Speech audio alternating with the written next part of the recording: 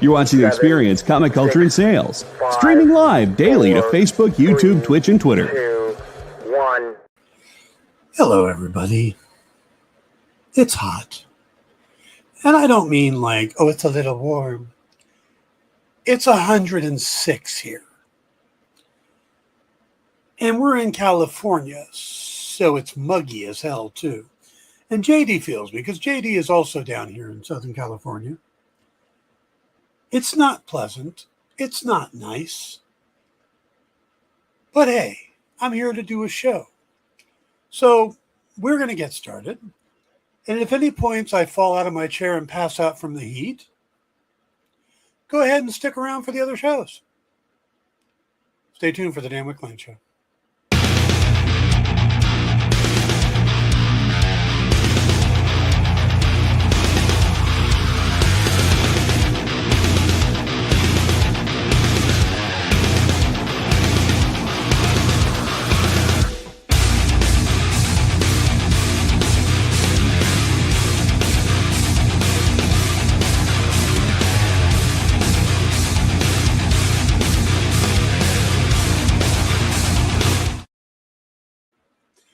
Wow, that just ends.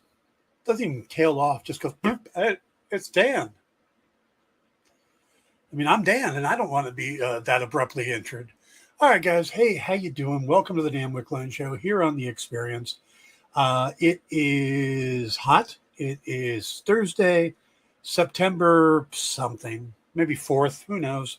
It's 4th? No, it's the 5th. That shows you where I'm at. Okay, so hello to Ed, hello to Triple B, and to Kenneth. So I get those first. I don't see the show. Makes no sense. Weird. Yeah, it's definitely the Gremlins. So, all right, guys, we have a boat ton of news, and then we got a topic about a superhero in the Marvel Universe that you probably haven't heard of. And if you have, damn. So, all right, let's get into it with the news. All right, first up, one of my favorite shows, hello, Lorena, is Only Murders in the Building. Season 4 has just kicked off. I haven't watched it yet. I want to get a couple episodes in and then jump in and start getting into the mystery. And they've added some great characters this season. But the news came out that they've already renewed it for season 5, just as season 4 gets stopping. And the reason that's kind of weird is because they did that with season 2, 3, 4. We're only 3 years into this show, and we're currently getting the 4th season. I mean, we get all these other shows on the air, and it's like, oh, we just had a season of The Bear. When's the next one? 3 years from now. What? No, now it's, oh, here's another one. Here's another. So maybe they're, because of the lead actors are elderly, maybe they're trying to get as many out as possible. I don't know. But yeah, so the season 4 has kicked off. It will run through October 29th, which will be the season finale. Yeah, there'll be 10 episodes in season 5. It has Steve Martin, Selena Gomez, and Martin Short returning. Season 4, though, is added. I mean, Meryl Streep came back. First thing, they got Meryl Streep in the first place, which is hilarious, or is great. But they got her to come back.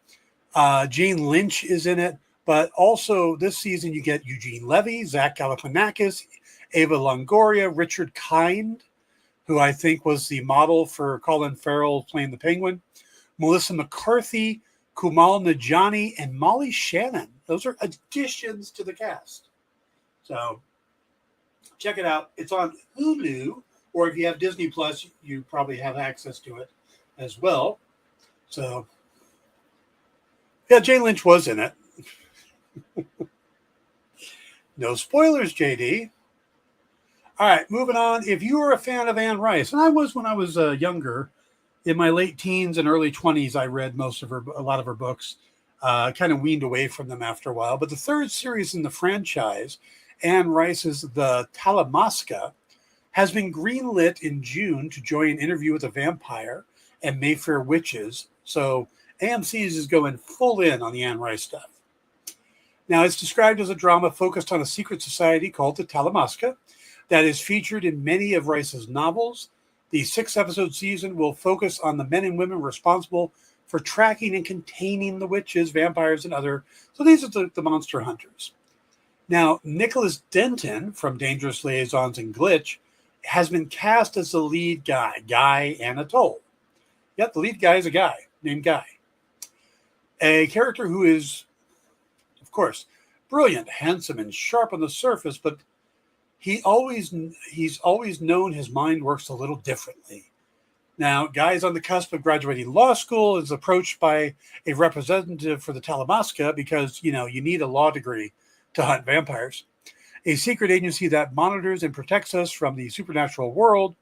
When Guy learns that the Talamasca has been tracking him since his childhood, he falls headlong into a world of secret agents and immortal beings who, up till now, have maintained a fragile balance with the mortal world.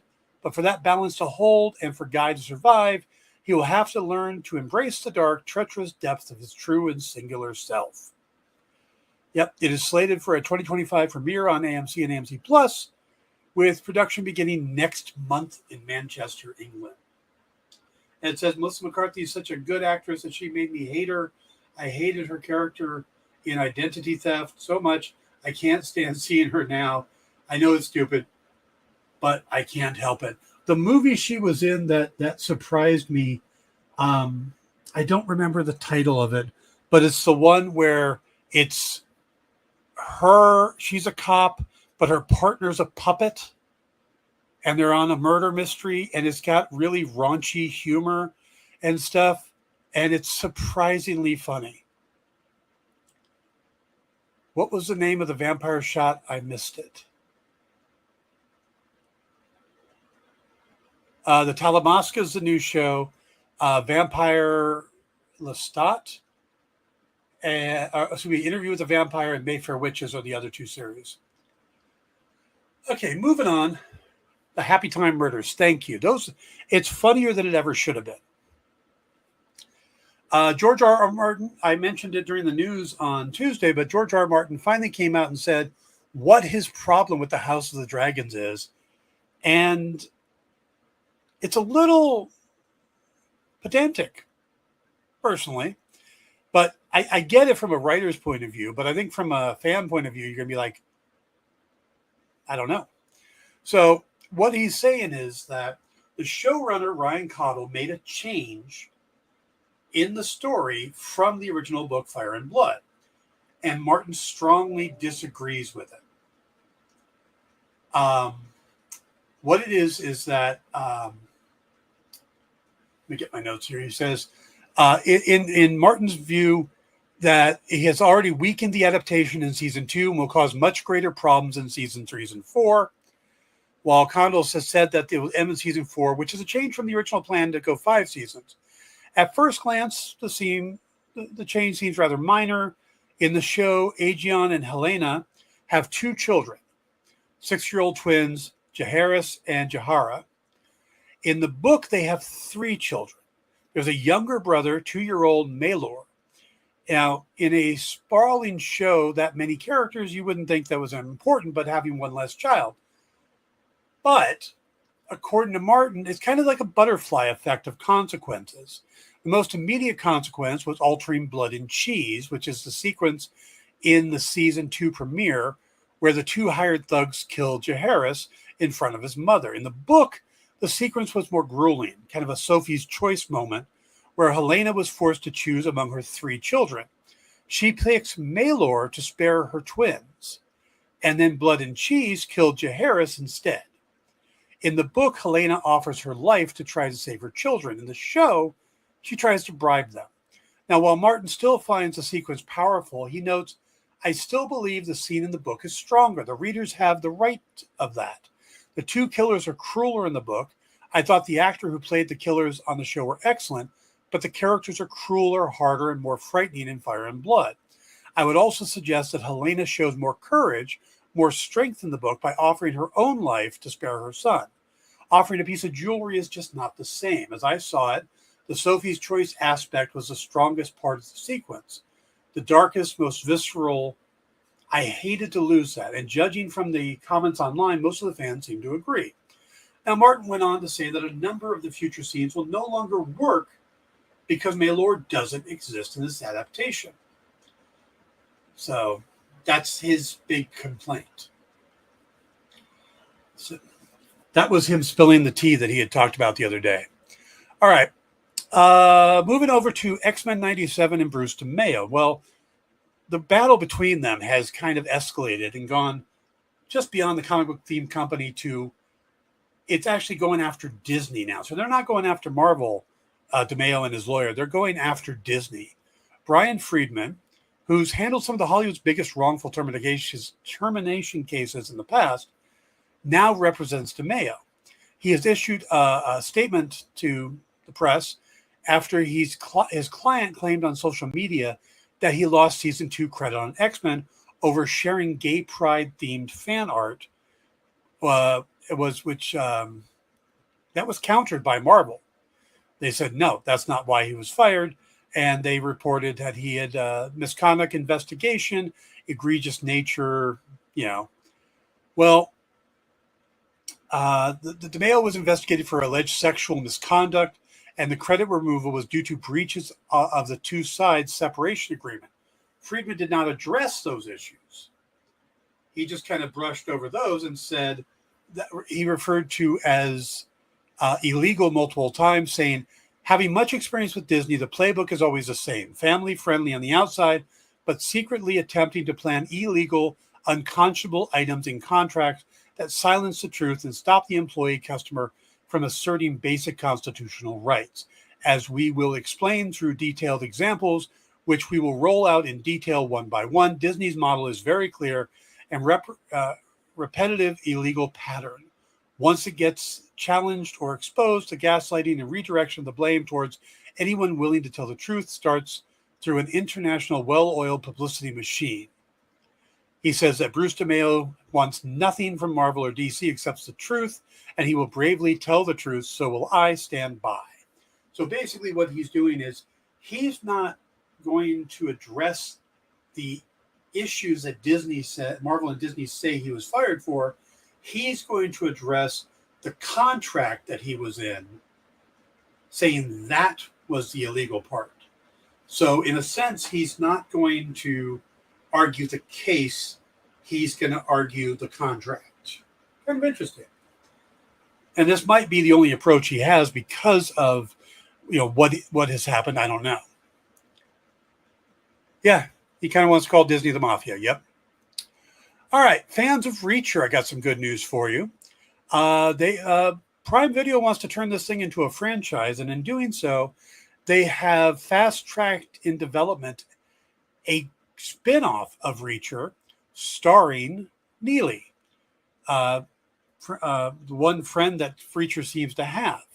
Now, Maria Sten would play the character. Francis Neely, a corporate security professional and former military colleague of Jack Reacher in the Army's 110 Special Investigation Unit. Richardson is set to appear in the spinoff as a guest star, of course, playing Reacher. Sources say Reacher executive producer and showrunner Nick Santora will develop the Mothership series based on Lee Child's books, has teamed with Nicholas Wooten, with whom he previously worked on Prison Break. So to develop, executive produce, and co-showrun Neely. So they have the guy that's doing Reacher, plus they're adding the guy he used to work with on Prison Break. That seems like a good match to me. All right. Yeah, I love her too. She's great. And it's interesting to me because she wasn't in the novel that they did the first season off of. They added her. But she was definitely in the second season novel. So it's interesting that they're kind of making her a recurring character. Yeah, they're doing kind of the stuff that Lee Childs didn't want to do, but I think it works. So. All right, moving on. Matt Reeves is getting ready to start production on the Batman 2 and is teasing what to expect from the sequel.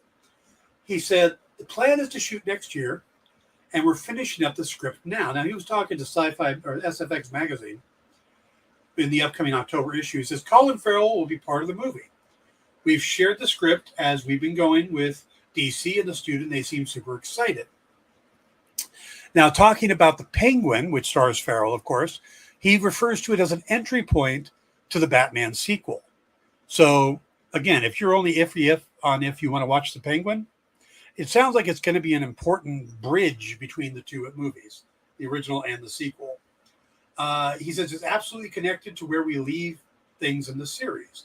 There are details that actually connect right into the way the next movie begins and the way that Oz enters that world as we hand the baton back to Batman, and Batman's on another case. Now, the director said that he wants these stories to be a meditation on the way Gotham is the way it is. It's such a brutal place, and we're digging for the answers as to why people live this way. He added that Batman 2 is going to dig into the epic story about deeper corruption, and it goes into places that he couldn't anticipate in the first one. The seeds of where this goes are all in the first movie, and it expands in a way that will show you aspects of the character you never got to see. Now that, of course, gives me two possible ideas. Hush, which is definitely set up, and Court of Owls. So either of those could be where he's going. I don't know.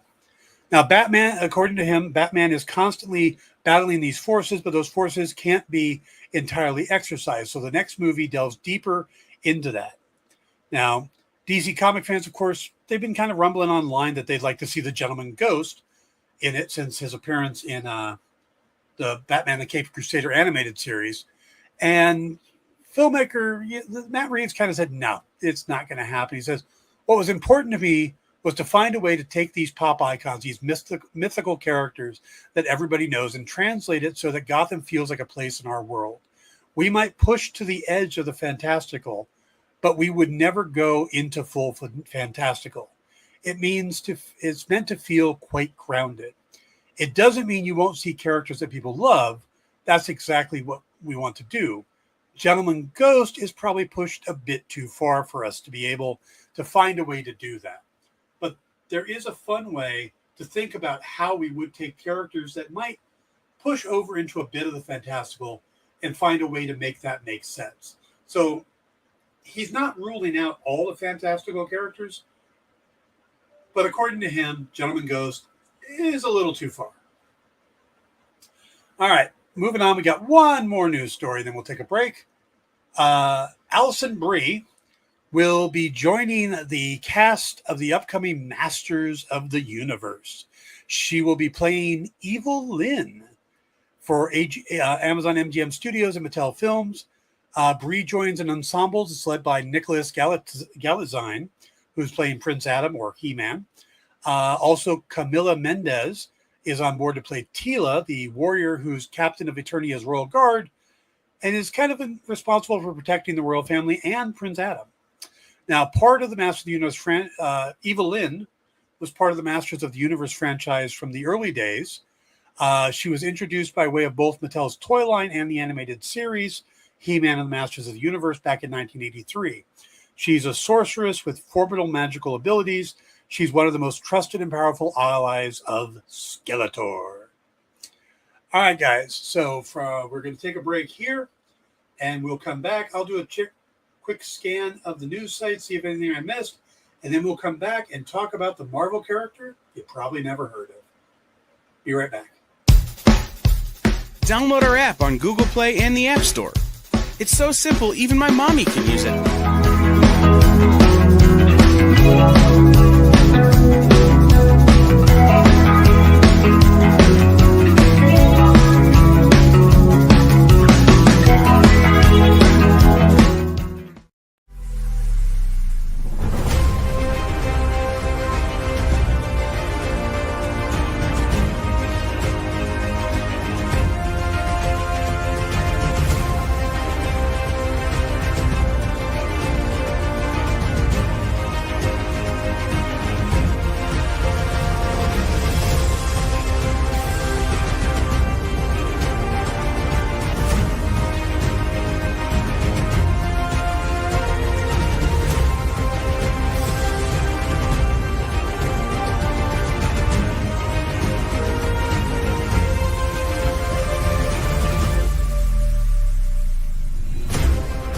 Ask your local comic shop to add Battle Quest comics to your pull list today.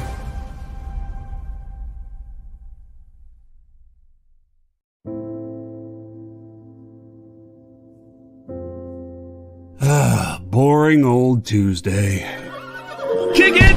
Hey, let's get to it. Henri Copen scours collections and comic shops to bring you the biggest deals on beautiful comics. I'm very eager to sell these books. Plus, he smashes those other boring sales shows. Henri's got fire, excitement, personality, key books, FOMO books. Sexy FOMO books for you. A cute dog.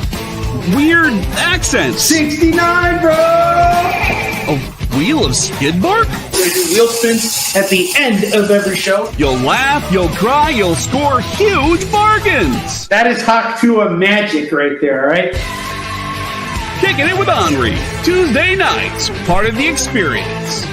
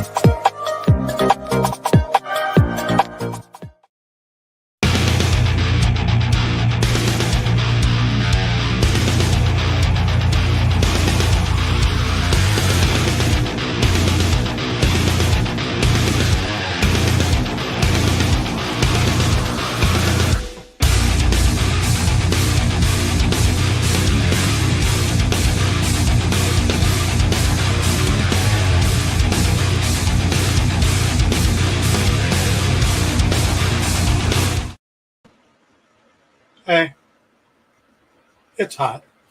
Okay, there was one other bit of news. Remember to stick around for What's in the Box and Geek Chat and SketchUp. They're all on the show tonight, or on the network today. Ed, I completely agree with you. I'm glad they're keeping it. It says, I'm glad they're keeping it real world and not bringing in superpowered villains or anything too far out. That's why I love the Batman so much. It's a real world-based detective movie. I agree. No, it's not the AC is broken. It's that it's 106 and it's really high humidity. So the AC can only do so much. You know? But there was one other bit of news story. I put it in the wrong section of notes, so I missed it. On social media this morning, James Gunn announced that the Creature Commandos will be debuting on December 5th on Max. Now, this is the first entry into the whole Gods and Monster chapter driven by Gunn and his new co-head of DC Studios, Peter Safran. It's going to feature the voice talents of Frank Grillo, who you know as Brock Rumlow or Crossbones in the Marvel Universe, David Harbour from Stranger Things, or Red Guardian from Marvel, Maria Bakalova, Indira Varma, Zoe Chow, Alan Tudyk, who you probably know from everything. Man's in everything. Sean Gunn, who, of course, is in every James Gunn movie, being that they're brothers, and Steve Agee. They'll all be voicing characters. The animated series, of course, is connected to the Suicide Squad, and we know that because we see in the trailer that Amanda Waller has been restricted from using human prisoners as soldiers anymore, the Task Force X job, so she decides to use monsters. Yep, that's Amanda Waller. So, all right, guys, let's get into... There's a Marvel character that I'd like to introduce you to. Now, he's been around for 35 years. And he took part in one of the biggest crossover events in Marvel history. And the odds are, you probably never heard of him. You probably don't know his name. You've never heard him say anything in the comics. That character's name is Electron. We can just leave this guy up for a while. Now, the character's, he's got a pretty interesting history, and this is according to the Marvel write-ups and stuff. His name is Thomas Samuel, born in El Centro, California, and he was crippled by a mutant case of polio and wheelchair-bound for most of his life.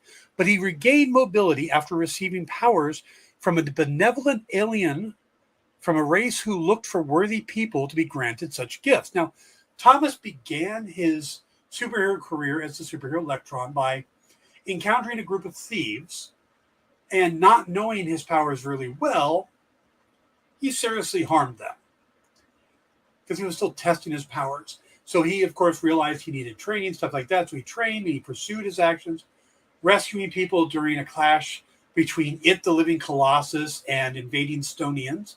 He almost attended Dollar Bill's Defenders for a day, but was diverted by the Crime Buster and Janus the Golden Angel when saving bystanders from debris.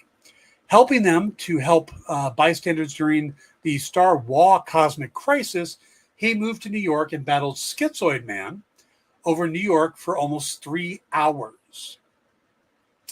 After a rough start as a hero, and with the Avengers and the X-Men basically decimated by the Masters of Evil and the Marauders, he decided to retire. He married his sweetheart, Mary Jo Besselo, who was a party clown and was his longtime crush, and adopted her son Nathan from her earlier relationship and moved to Pennsylvania. Now, Thomas, you're right, never heard of him, Thomas became an English teacher, and the couple had twins, Martin and Ryder, while Tom and Mary Jo's second honeymoon happened in Ireland. Yandroth came back to Earth 616 with Vilox and techno-organic beings from Earth 8545.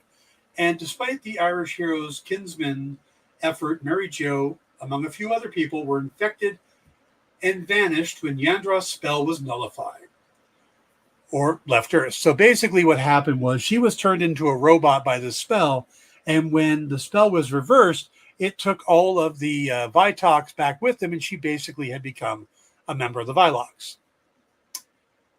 So now he's a single dad with 3 kids. Now, because of his lack of training, Electron was unable to help, and so he trained back, traveling the world to find knowledge for him to rescue Mary Jo and redeem his failures.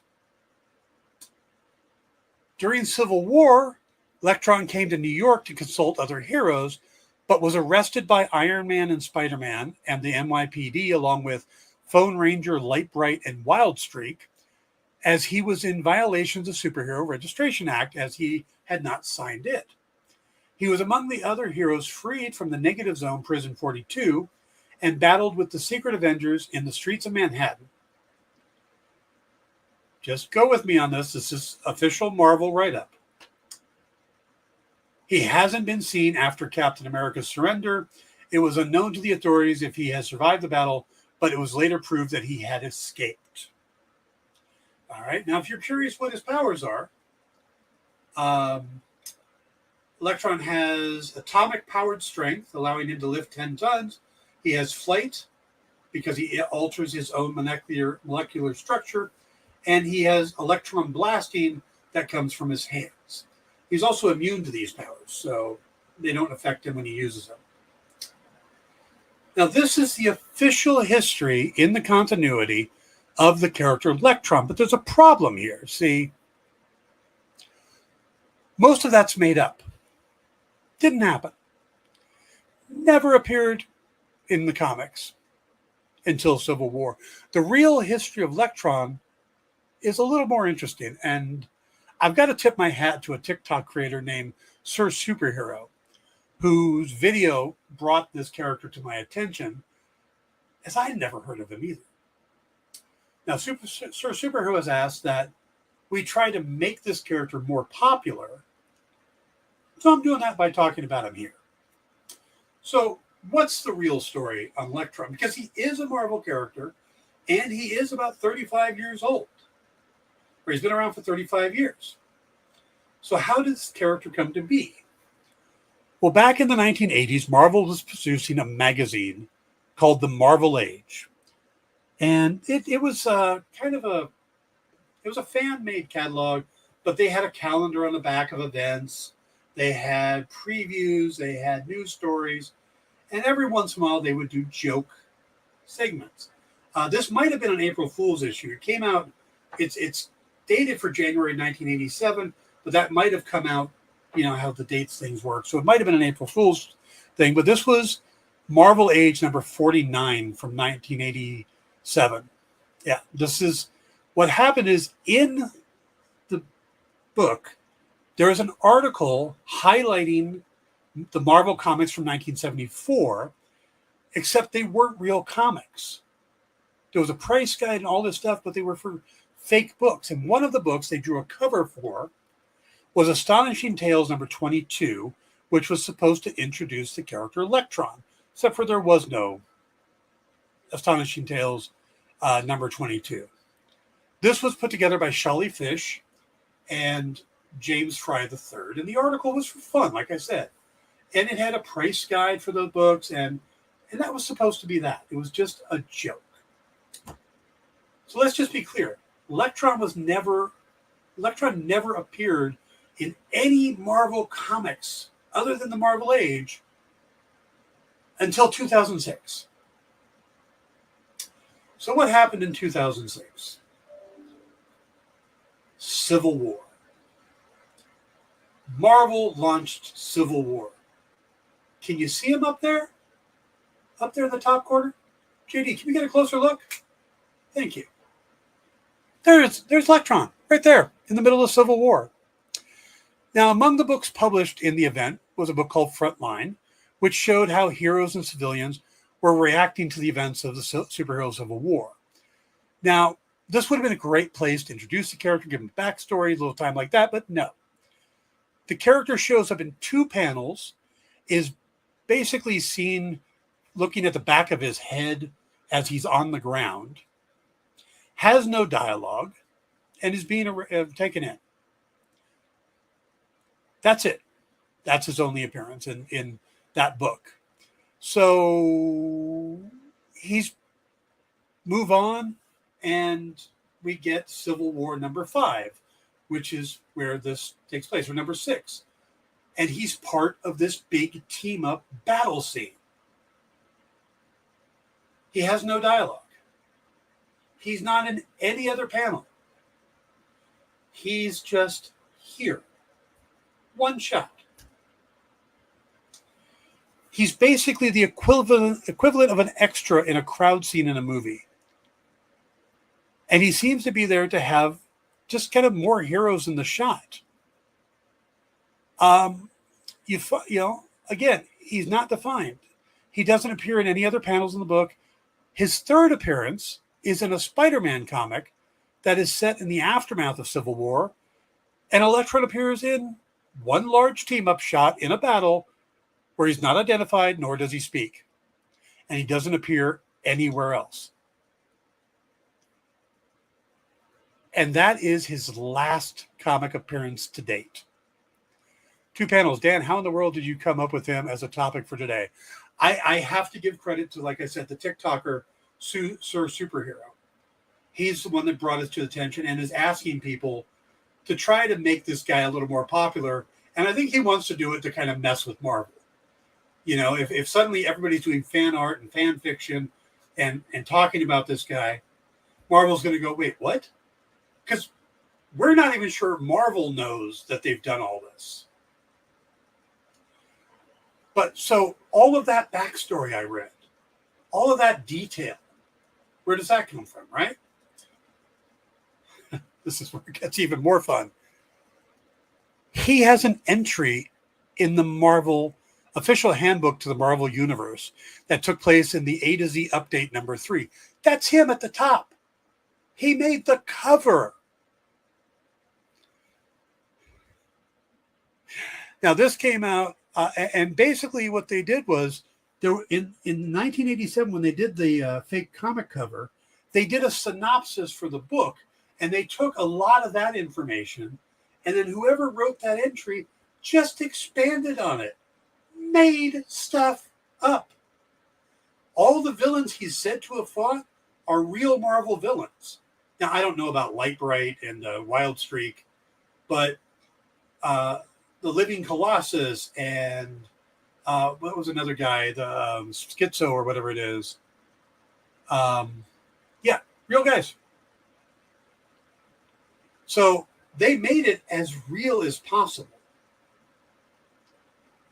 And again, this is it. That's all we know about it. It's the only appearances.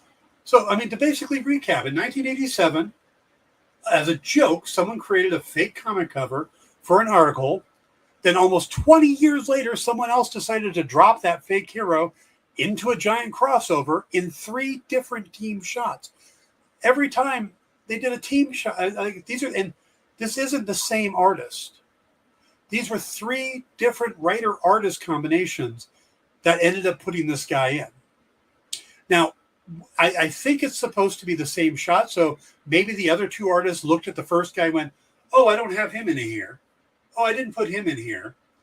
I don't know. I'd love to know how he ended up in Civil War. But, and then someone came along and made the big hit. I don't even know if he was supposed to be listed or if someone just decided, hey, this will be fun. Let's put him in. There needs to be like one of those conspiracy theory chalkboards with or whiteboards with the pictures and the red things to really figure out why this character exists. It's like the best inside joke of all time that was kept a secret for 35 years. And because of that, like I said, Sir Superhero is calling on comic fans to help turn it up. And I'm all for that. So if you're an artist, if you write fan fiction, have fun with Electron. All of your information that you need, his backstory, his powers, that's all there. There's a couple images of him on there. Go to town. And because of so wouldn't that be fun though? If we could make this guy a big part of the pop culture? I don't know. I think it's hilarious that there's this character that nobody knows that suddenly appeared. And it says, do you know who created him and drew him first? He kind of reminds me of Captain Planet with that grin and glowing hands. He's credited to Sholly Fish and James Fry III. Sholly Fish writes a lot of comical stuff for Marvel back in that day. He didn't do a lot of the serious books, but he did like the Foom books and stuff like that. Or I think he did a Boxino the Clown or Forbush Man, those type of things. So it was obviously a joke. I mean, that's the key. It was obviously a joke, but somehow it's just kind of kept going. And now we're 35 years later.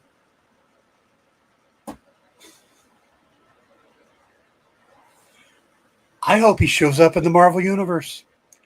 I want to see a live action Electron. Wouldn't that be awesome? Let's make a lot. Should we write his number 1? Ooh, good question. Let me think about that.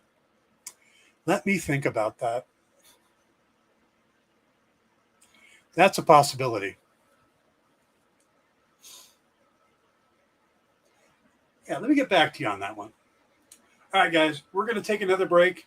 When we come back, I got one other thing we can talk about, and then we might end the show early, might not. We'll see how the discussion goes, but we'll be right back. Join the party. Head over to our link tree to find all the links for everywhere the experience is all the time.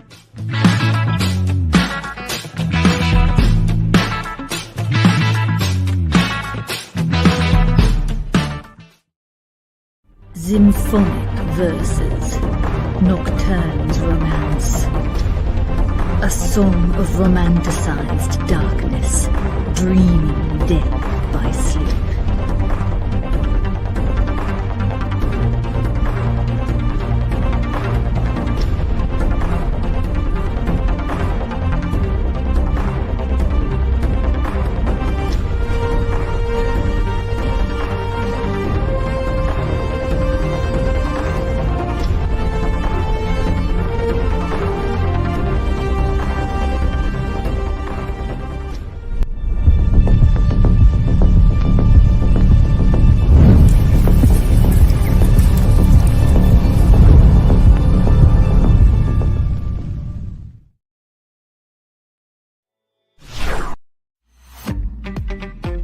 So, the show is called The Geek Chat. And really, there's just a couple of geeks. I'm Rich. I'm Dez. And we are your hosts for this weekly guide into comic bookery and all the geeky stuff that goes with it. And that pretty much says it all. They talk about the latest movies and shows. Okay, I'll be completely honest with you. Overall, D+ movie. So the end. Did you know who that is? That's She-Ra, yeah. Yes. The new #1 comics of the week. We rep Samuel Jackson and we rep Mace Windu. I passed on this. I was like... No regrets. No regrets. I really wanted to like this book. I really did. Like, I really did. And just chat with each other. And with you. Oh, Daniel says, I dosed off with the first one. I have zero interest in the Joker Harley ship, not Harley herself. Enjoy, not for me. Yeah, this movie's going to be rough for me to sit through, I'll be honest. The Geek Chat, Thursdays at 8 p.m. Eastern. Just a couple of honest geeks. Let's be honest. Come on. And that is why people watch us, because we're honest. Giving their honest opinions. And the thing you always have to remember about the internet is everyone has an opinion, and they all suck. Part of the experience.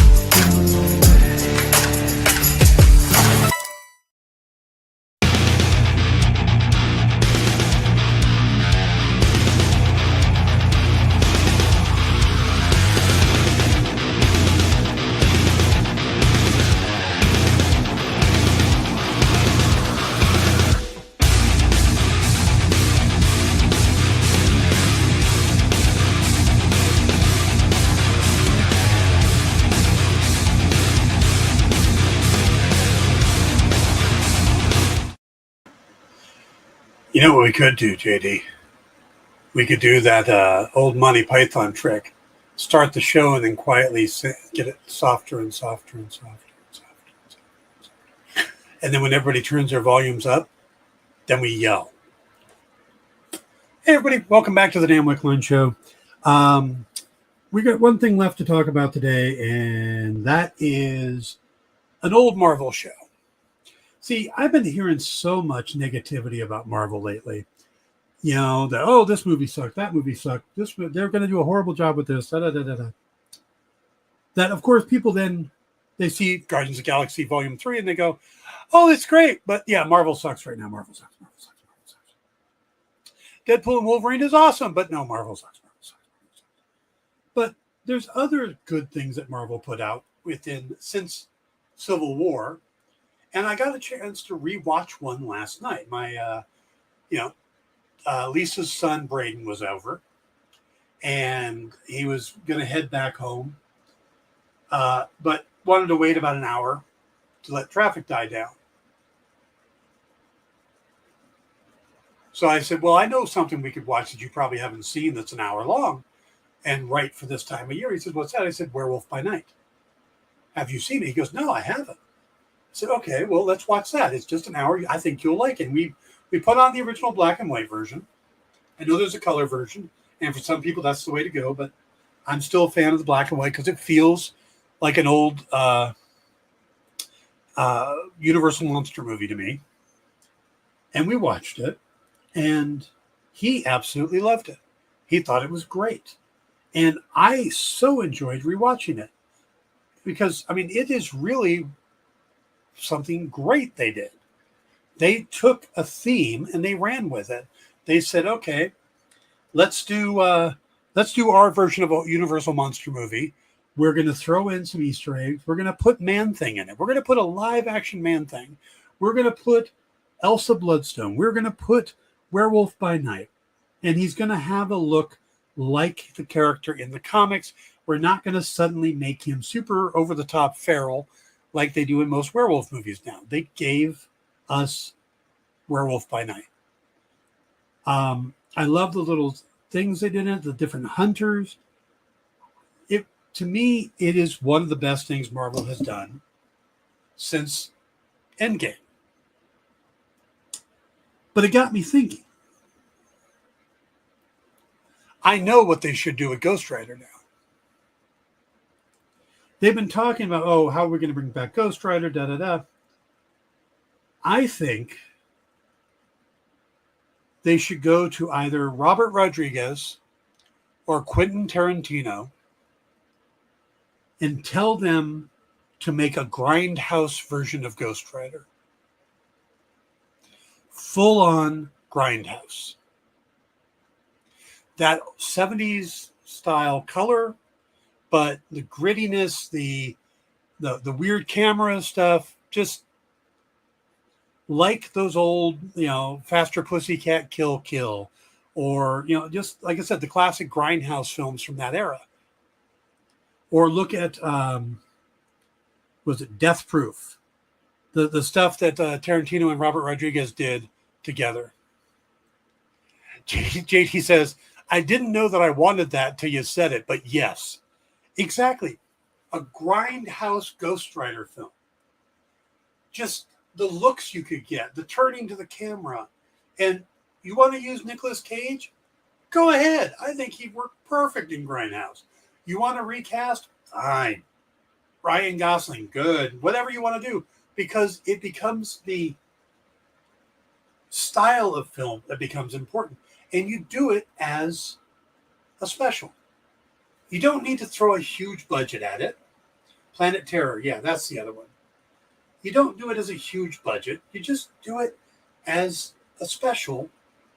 You spend the money on his flaming head. You do everything else as practical as possible, like an old grindhouse movie. I think that would be fantastic. I think you could get real gritty. You could, and certain characters that seem kind of bizarre. Hey, JD, do you still have that Marvel Universe handbook page? Put that up, please.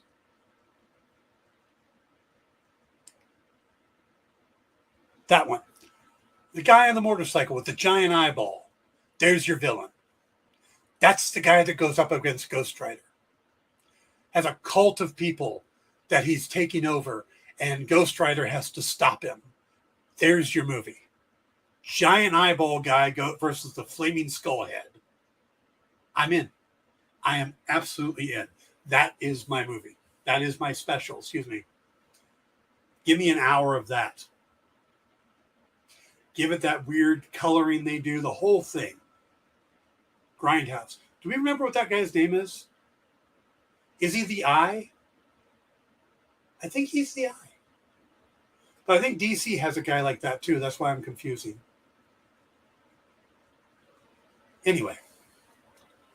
So that's what I was thinking after watching it. That's how they should do these. The Orb. Thank you. That's how they should do the horror stuff for Marvel, is go into the classic styles, homage these things because it gets people's attention. You want to do Blade, make him feel like a Hammer horror film, or something like that. Just lean into these things. Yeah. Ghost Rider's Grindhouse is just too perfect. When do we get that hashtag started? Hashtag Ghost Rider Grindhouse. Let's try that. Shall we? Everybody go out to social media when the show's done, make a comment, and put the hashtag Ghost Rider Grindhouse. And let's see if we can get that started. I know probably not going to work, but hey, what the hell? Let's give it a shot. I'm going to do it. All right, guys. It is literally just too hot around here. So let's wrap it up. Thank you guys for attending, coming in. I hope you guys enjoyed the lecture on Electron. And I will see you next week where it's supposed to be a lot cooler. And I will see you all then. Have a great week. Stick around for What's in the Box, Sketch Up, and Geek Chat in some order. Good night, everyone.